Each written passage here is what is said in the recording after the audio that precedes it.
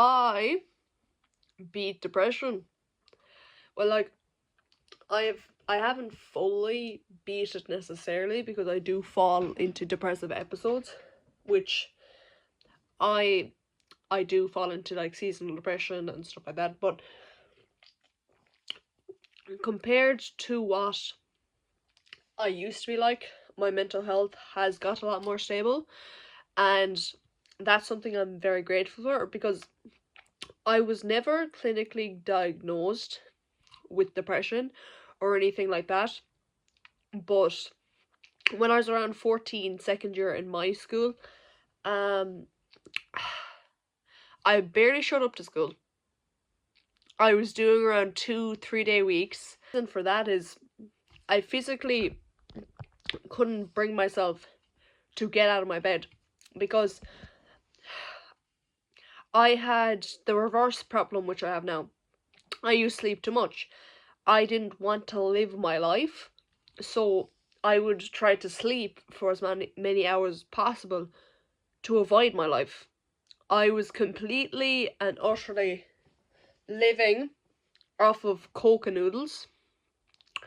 This is when I had my whole epiphany of what my family was like, and this is what ended up happening to me and why I fell into depression. Is I had dissociated from my memories for so long, and I'd lost my memories for so long, and then they started coming back, but they came back when I wasn't ready for them, and I couldn't face them at all. So I was getting flat. This is like around the time where my flashbacks started again. Well, where they started at the beginning of them. I didn't leave my bedroom. I still do have habits I've developed from this time to this day, 3 years later. I will be honest, I had my note ready, at the time I only wanted it to go to one person. I had my note ready, I had my whole plan, and I told her later, but I was basically pressuring her. Well, not pressuring. I was gonna give her this book, and at the very back of it, I was gonna slide the note in, and no more me, I suppose. Not a lot of people will understand mental health things, and a lot of people will make fun of people for their mental health issues and stuff like that. And I think sometimes people are responsible for themselves. I do think if you've been prescribed medication to sort yourself out and to regulate your emotions for whatever you have, you should definitely be taking them. I don't think that's a controversial statement. Now, for some people, when they've been so depressed, it's an achievement to get out of bed for 50 minutes. It's an achievement to get up and shower. Because for me personally, it was this wave of just fatigue. And there was all this mental fatigue that came back, and it was just years and years and years worth of fatigue, I didn't know what to do with it. When I personally go through depressive episodes, and I just go through episodes like that, I push people away when that's the last thing I should be doing.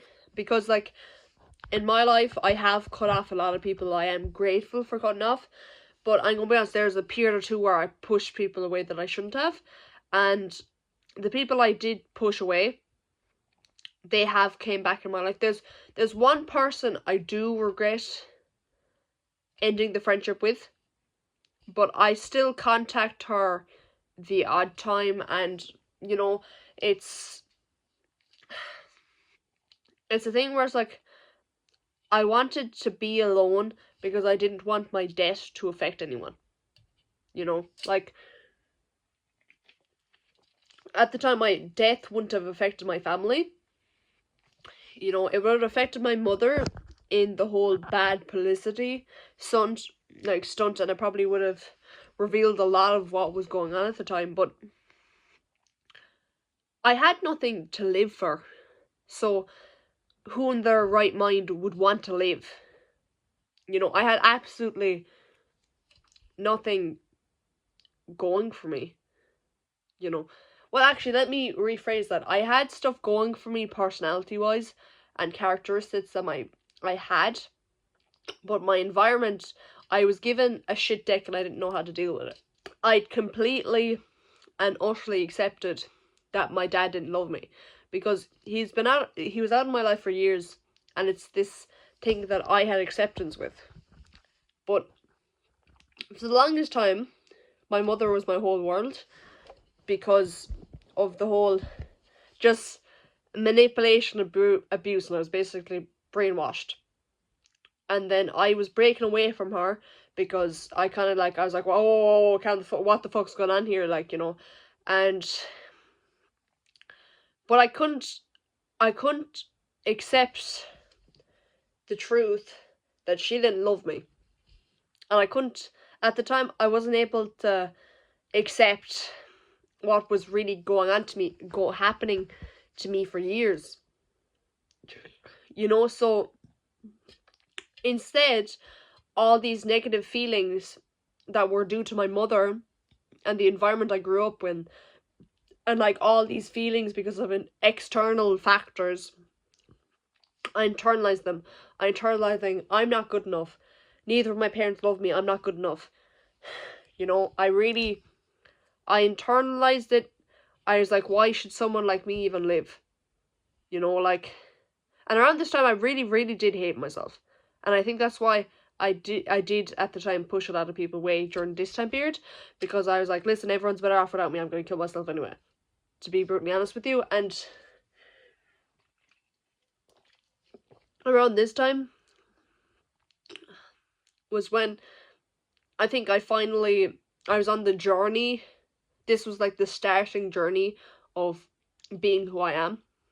I feel like, controversial thing, I feel like it is a lot more socially acceptable to have a shit dad, like a shitty father. You know, like, it's very, so, like, I like, even to this day, right, I will always make my deadbeat dad jokes, you know, even though it's kind of up in the air whether he's a deadbeat now.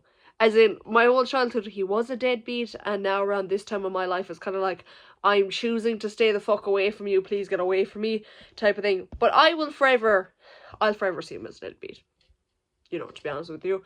Because that's what he was for the first decade of my life. It was just impossible for me at the time to face what had actually happened to me and what I had suppressed. So it was easier for me to lose my will to live, literally, than to remember completely what happened to me and to accept the reality that of what my mother really was. Because I think I'm taking a quote from BoJack, and I can't quote it directly, but it's something, I come from poison, I am poison, you know. And for the longest time, I was basically a reflection of everything my mother wanted me to be, because I was so manipulated and I was so brainwashed, and just all the abuse I had suffered. And of course, I was so young and naive at the time that I had basically morphed myself into what my mother wanted me to be, you know. And that's why my personality, like, I have two very contrasting personalities, you know, because I have a personality that I was forced to form as a result of the abuse I've suffered and as a result of how to survive said abuse. And I have the part of me that's actually who I'm meant to be, you know.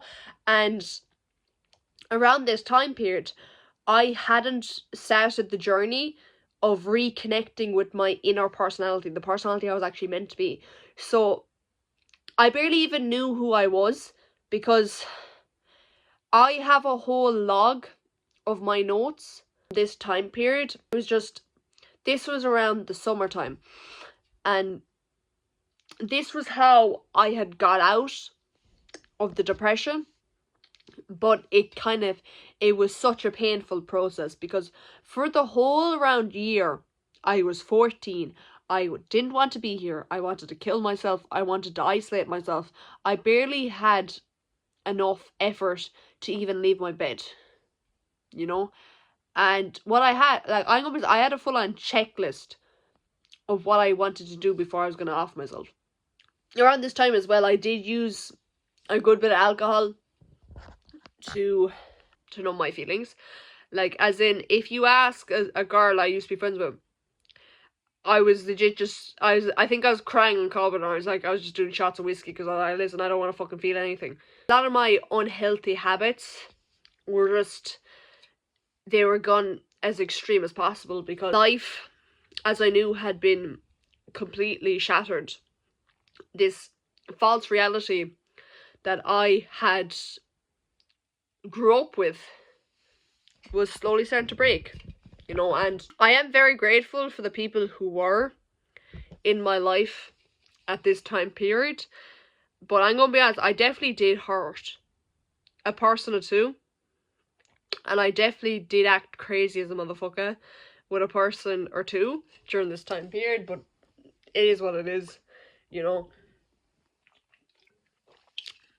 I'm not the most proud of my behaviour, but I'm never going to act that way with someone again.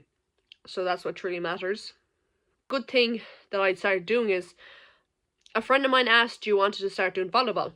So I had joined volleyball, and that was something that had like forced me to leave the house to go with her. And so that was something. And that was kind of like physical exercise, endorphins, that whole shebang, that whole thing. Another thing that I started doing was I started doing like French grinds, even though I was only in second year. But listen, okay, I was on my like, I want to learn the French language. So like, oh yeah, I can write my suicide note in French. I started doing that, and that was another thing where it forced me to have contact with the outside world, outside of school hours. And around this time period, school was not good either. Like, my full-time job was not being treated good. Not good at all. Paint the image. I would go into school, I would get absolutely fucking bullied, I would go home, I would lock myself, as in, I would physically lock myself in my room, and the only time my door was not locked was when I would go to the bathroom, to either piss or shower. Yeah, and brush my teeth, because, you know, stuff like that. Kind of necessity in life, you know. I would only leave my room if no one else was around the house. There was multiple times one of my sisters would be in the kitchen, or my mother would be in the kitchen, especially if my mother was in the kitchen. I'm just walking back to my room. One time, I remember in particular, all my two sisters were in there, and my mother was in that kitchen, and I had like looked around, and I just kind of looked in, and I was like, and I just turned the fuck around, and then my mum had made a comment to my sister. I think the amount of time I spent in that room was a bit concerning. It was this thing where it was a whole survival thing, but it also contributed to my negative mental health. It should be very obvious. Trauma central over here. So I'm just going to kind of describe the room, but I'm not going to fully describe it. There was no working light in there. The mattress, do you know the way mattresses have springs in them? The mattress, the springs was coming out of the mattress, right?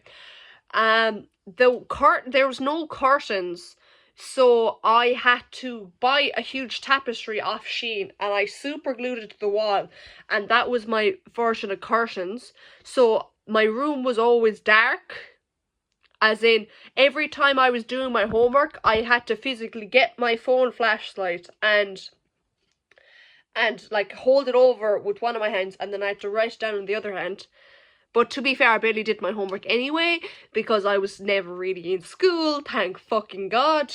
During the winters, the room, like, the water would be leaking down, so I had a towel in my room, and every like hour or so, I'd use the towel to like dry up the fucking water droplets.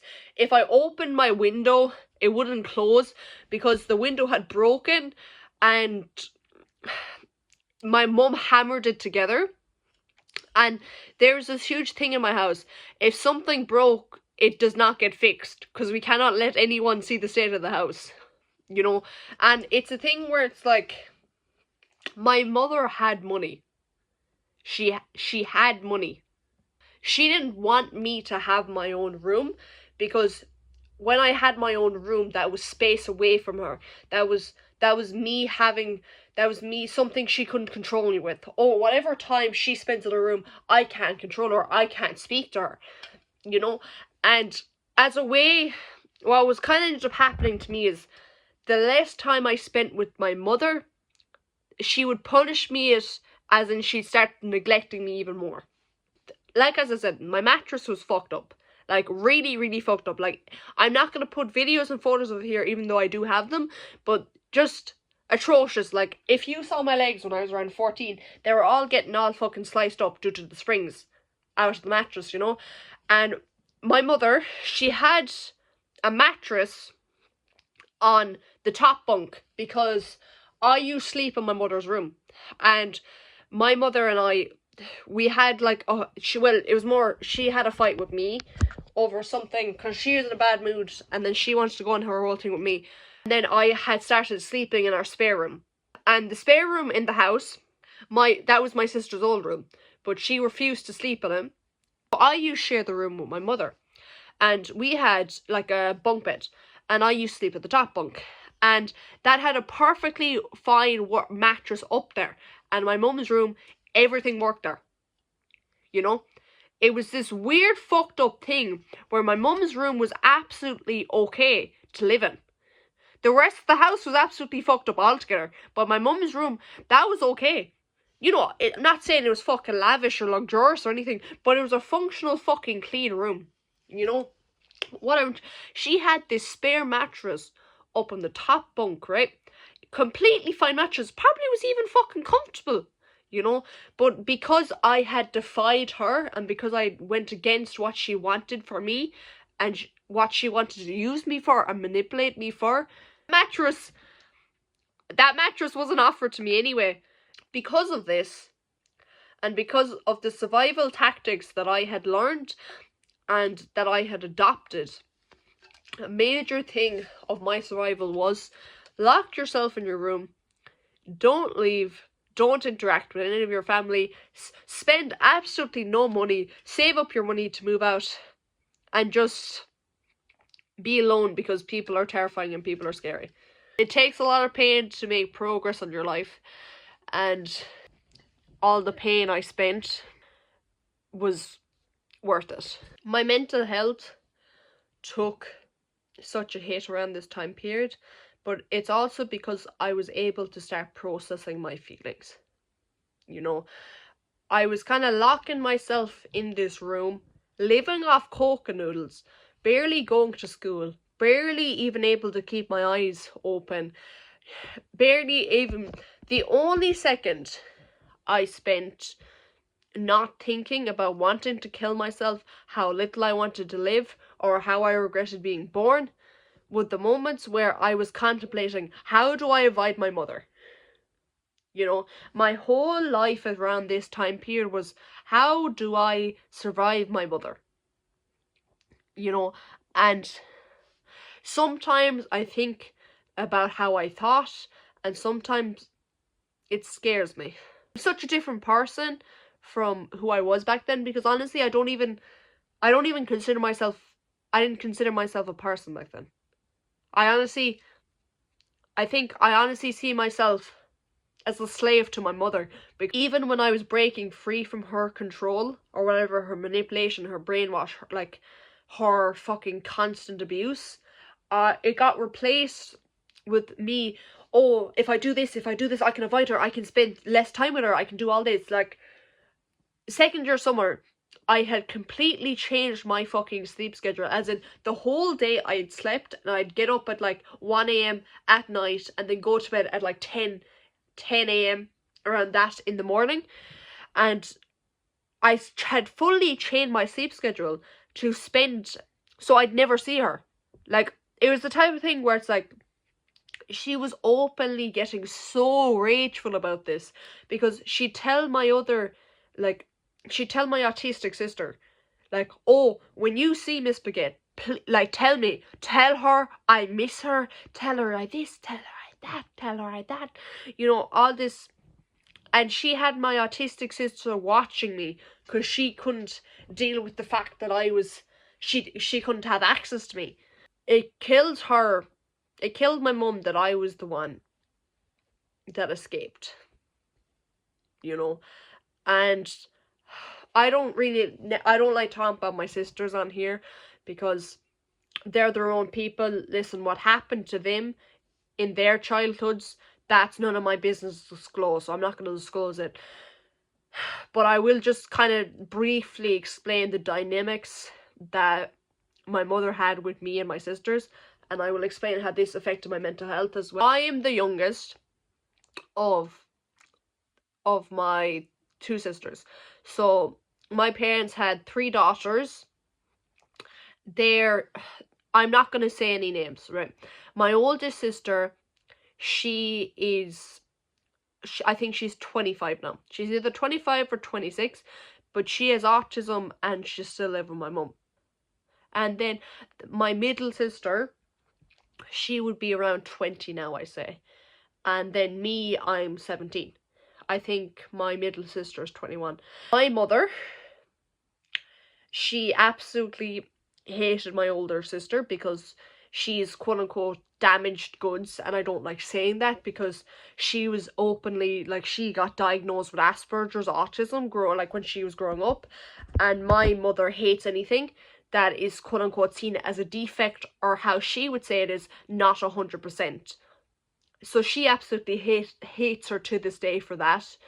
And my other sister, the middle sister, what I later found out is she also had to go to language therapy and speech therapy, and it is highly suggested that she has autism, but I think it's really high functioning and not actually diagnosed, but she did have to go to speech therapy and a lot of the signs there and stuff like that. And then there's me. And I think a big reason on why my mother attached to me so much is because I was quote-unquote not the child that wasn't defected. As in, my mum used to always have this thing where we were alone, and she would say to me, like, oh, you're the one that could, like, crawl, you're the only child that crawled, and you didn't rock back and forth like your oldest sister did, and you get on better socially than your other 2 sisters. And I feel like my mum had plotted this rivalry between me and my middle sister.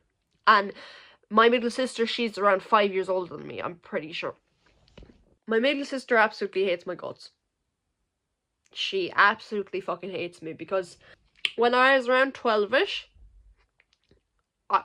around 11 onwards, my mother and we didn't get on anymore, because I refused to do all this shit for my mother. Emotionally speaking, my emotions just got turned off, and I wasn't doing the whole fucking therapy thing, telling me, oh yeah, tell me, oh, I'm 11 years old, tell me your trauma and I'll say how bad I feel for you. I wasn't doing any of that shit. I started dissing myself from her, and this is when she had attached herself to my middle sister. And then it was this thing where it's like my mother was getting so rageful that I was like distancing myself from her. So she was basically using my sisters as a way to get information on what I was doing with my life. And I think this is a big reason why I don't have a relationship with my sisters anymore, because I know my mum would use it to monitor my life. And it was this thing where when I was struggling so badly with my mental health when I was around 14, I was just locking myself in my room and avoiding my whole family, and I just needed to be alone. I would call people on the phone, and I'd go to see people, and stuff like that. But it was just the most comfortable to be in my room alone, you know?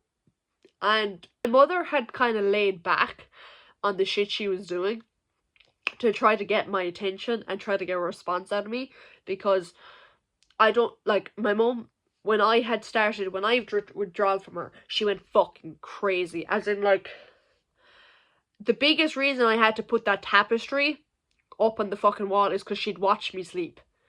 As in, I was completely locking my door. That key was always on me forever and always. Like, I wasn't like, that key was always with me.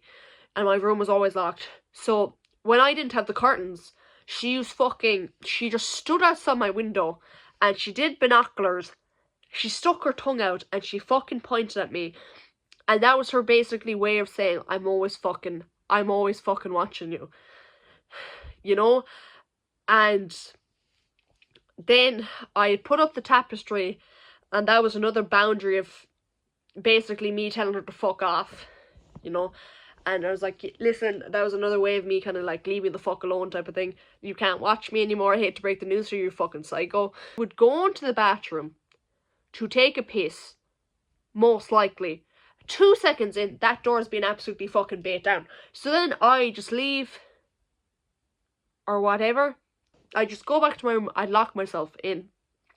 And then my sister, I think there was an incident one time, she'd bait my door down for around 10 minutes.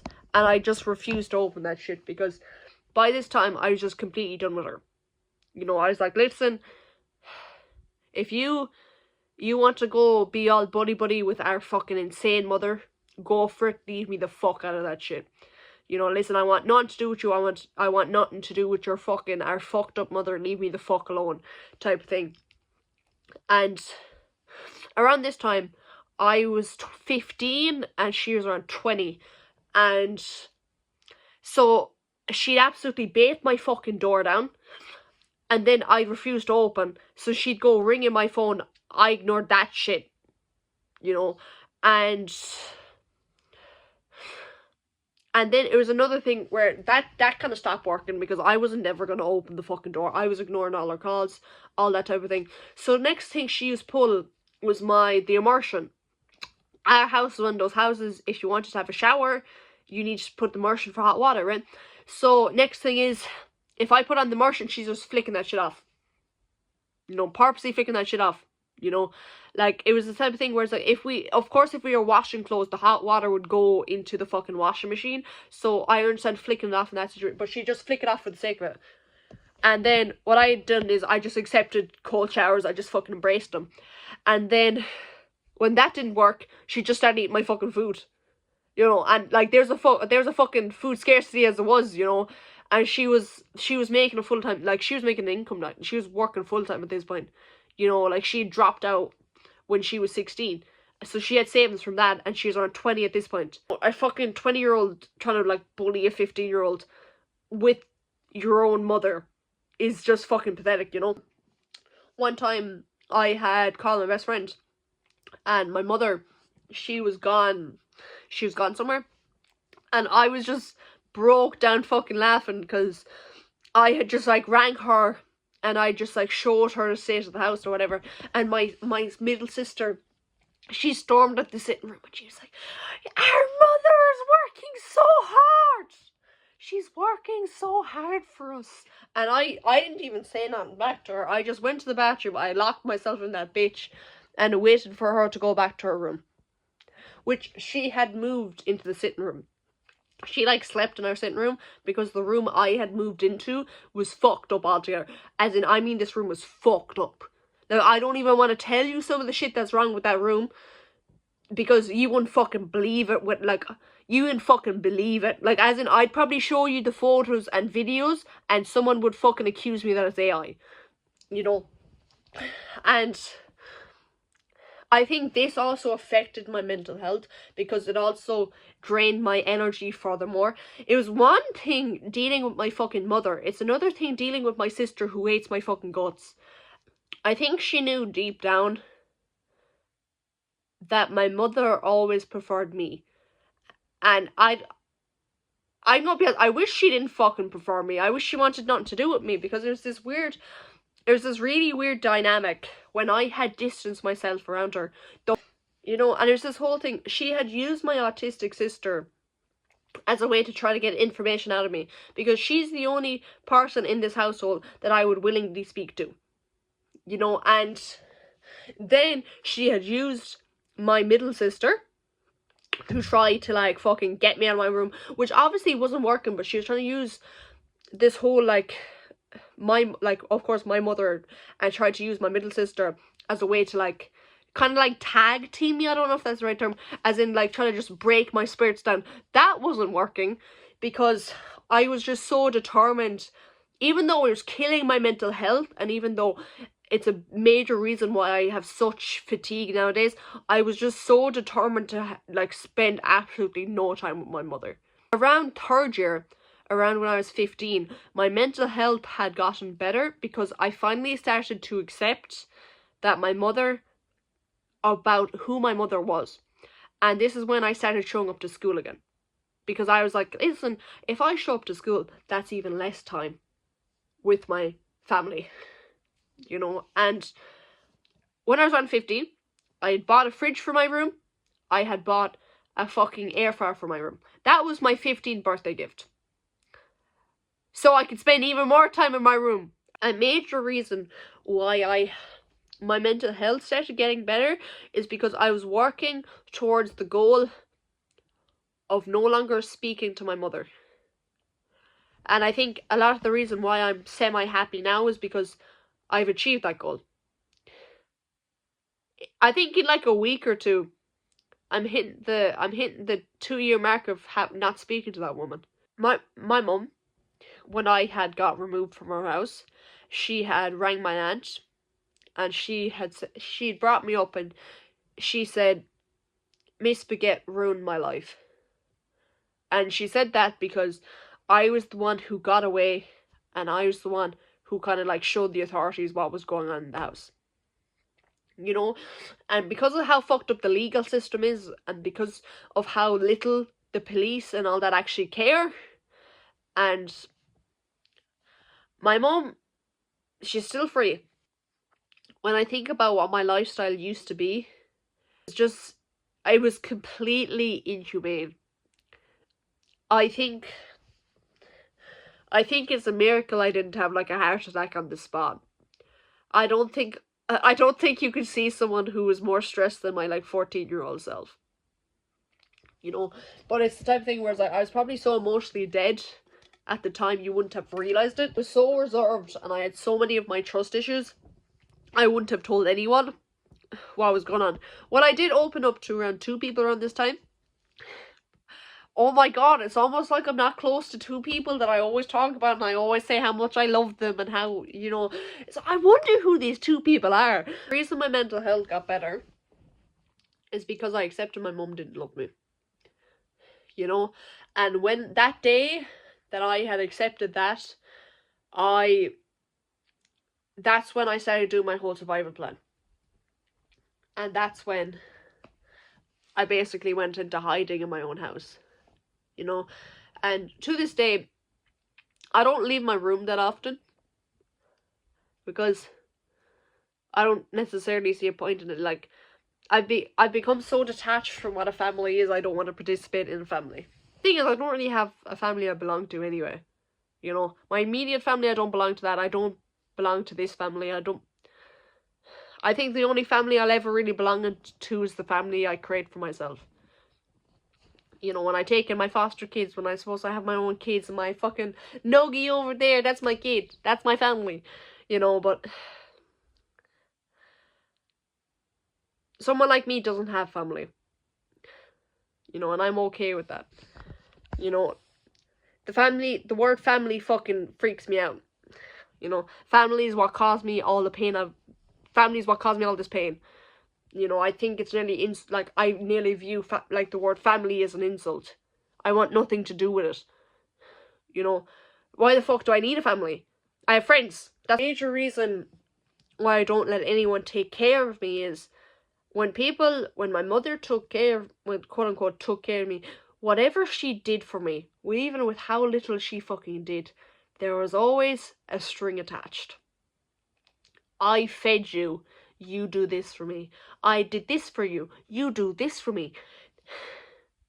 When I was 15, she had completely disowned me. We didn't speak for months. Like, my last couple of months of living in that house, the child benefit was 140. She had given me 140, and I was to sort out my own fucking food and everything at 14. And the exact message is, I think I basically know it. You're one horrible bitch that I've done for you. You're lucky that I'm not charging you rent / electricity / petrol money. Here is your precious €140. Now leave me well fucking alone, because you're one horrible bitch considering all I've done for you. And then there's a reference to another thing, but I'm not going to mention that in this one. I had asked her for the 140 a month because she wasn't feeding me. To keep it very honest, she wasn't providing for me at all. So she had said something to my sister, like my middle sister, and I had overheard them say it, and it could just piss me off. And then she was dropping me off somewhere, and I'd basically gone off in the car. I have photos of what the house is like. I'm going to show the fucking family this, and I'm going to do this. And I basically threatened her. She said, I'm not going to give you the money, go fuck yourself. And stuff like that. And then when I had officially threatened to show people, that's when she started agreeing to it. And that's when she sent on this big, long, abusive message. I was still living in her house on Mother's Day. I gave her absolutely nothing. I didn't message her. I didn't do any of that bullshit. She had messaged me on Mother's Day, and she did this. I know she did this on purpose. She messaged me about the 15-cent deposits. Because I was drinking, like, my autistic sister with her money, she was buying, like, fucking Lucozade and stuff like that, and I take 1 or 2 because she was okay with it. And my mother sent me a message with the fucking deposit logo off a Lucozade bottle. Lucozade Sport, to be exact, because I remember it. And she was like saying, would you put these in the kitchen so your oldest sister can get her 15 cent back? Imagine making enough money to feed your child, actually properly take care of them, and with the inheritance you've gotten over the years and with the properties you have, you could honestly give your daughter a very good life, you know? And you message that daughter who you're forcing to, like, basically live off 140 a month for everything, for fucking everything, about fucking 15 cents. The audacity of that woman absolutely fucking kills me. Like, it's a miracle I'm still here. There used to be absolutely nothing good about my life, to be honest with you. When I tell people my full story, with the few people I've done that to, they're like, why haven't you killed yourself? And I'm like, I don't know. I thought about it. I've tried it a couple of times, but it just doesn't work out for me. I'm a chill guy like that. I think a part of my sister hates me now, still to this day, because she knows I'm better off without my mother. She knows I'm so much better off without my mother. The reason why she hates me so much is because my mother had her whole freaky obsession thing with me, and I wish my mum fucking my mum does fucking hate me. She hated me this whole time. Like, the amount of times my mum would go on whole abusive things towards me because I was quote unquote intelligent, because my mum hated all the good qualities I have. But then she also loved me for it because it was something I could it was something she could show off. You know, I had this art ability. She used to be a primary school teacher, and I was the only one out of my siblings who went to her primary school. And I went to her primary school, and I kept on doing art. I kept on winning art awards at the time, and they were getting fucking put around the school. And then the staff members were like saying how great I was at art and all this shit and all that shit. And she was flaunting me in that way. And then I was vegetarian for a good couple of years. She'd flaunt about that. When I went into secondary school, I'd said to her, I want to be a doctor.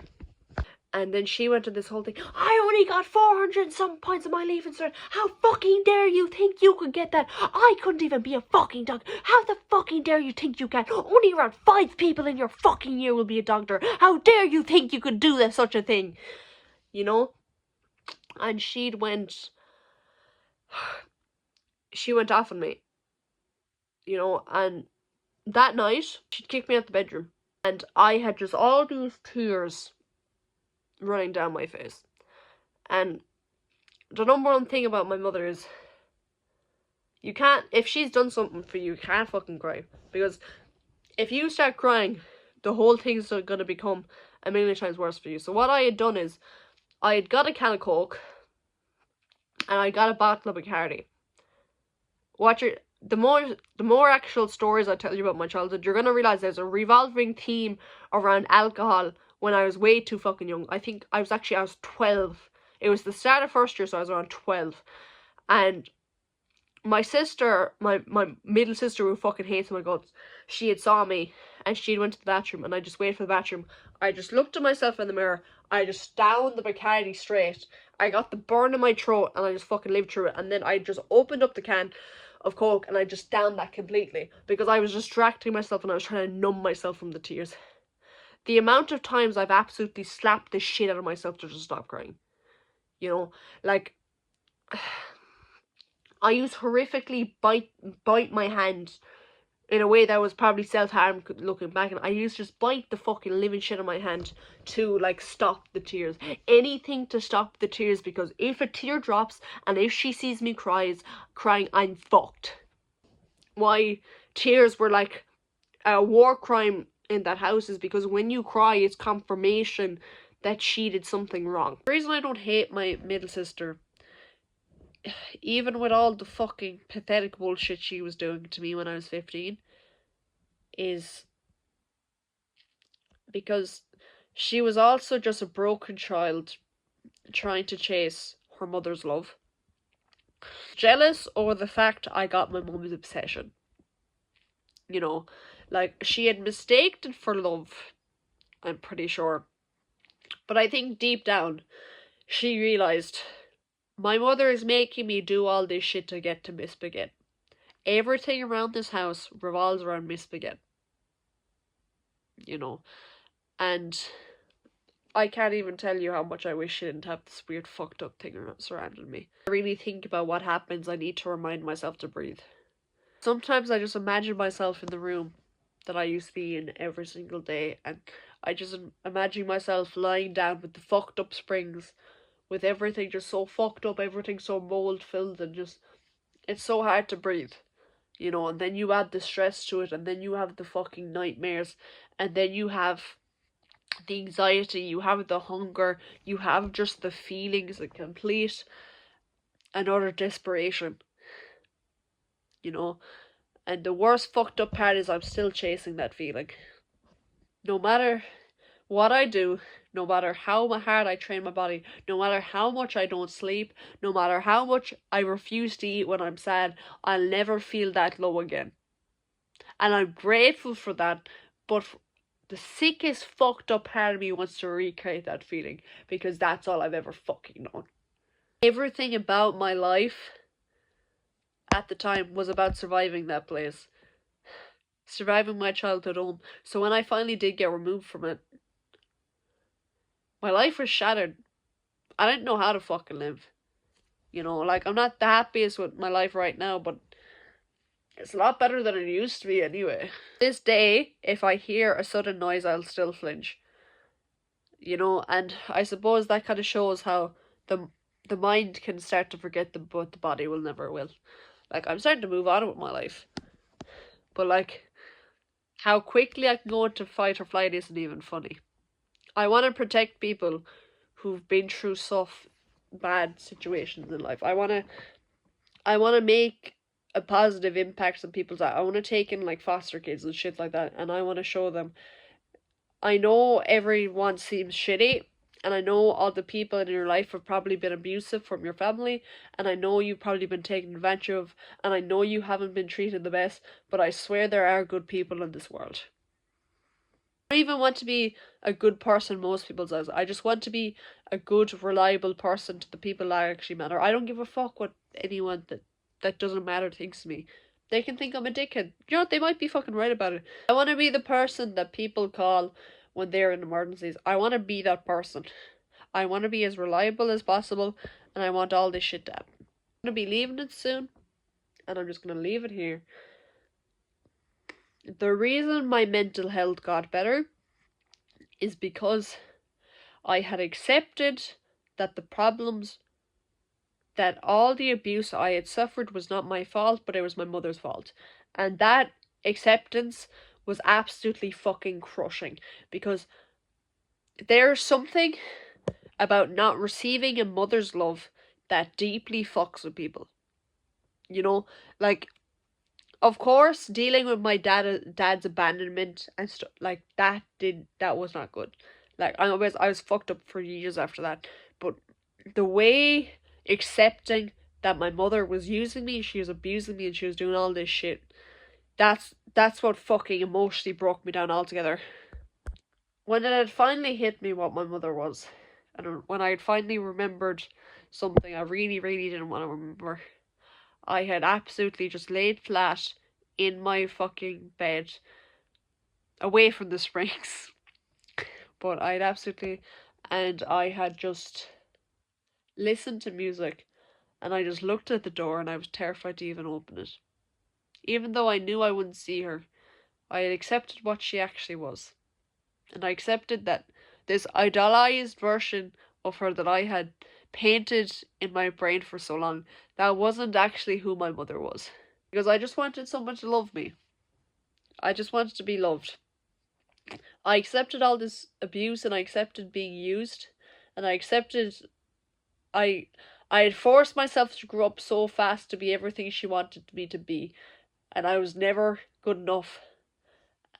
And I was quote unquote never good enough in her eyes, but the reality is, when I had actually started developing these good qualities, because I was trying so desperately to be like loved by her, she started to resent me even more, because then she started feeling insecure about herself. You know, she had like done this whole competing thing with me, and then she had one of the things my mother absolutely fucking hated about me was my quote unquote intelligence, and like the amount of times she went to fucking war with me over me like being quote unquote intelligent, and oh, you think you're better than me and all this shit, and all this. And I was just a child, man, and I just wanted someone, you know. And when I had finally accepted she didn't love me, my mental health got better, but my attachments to other people got worse. Like, I'm gonna leave it here. Bye bye.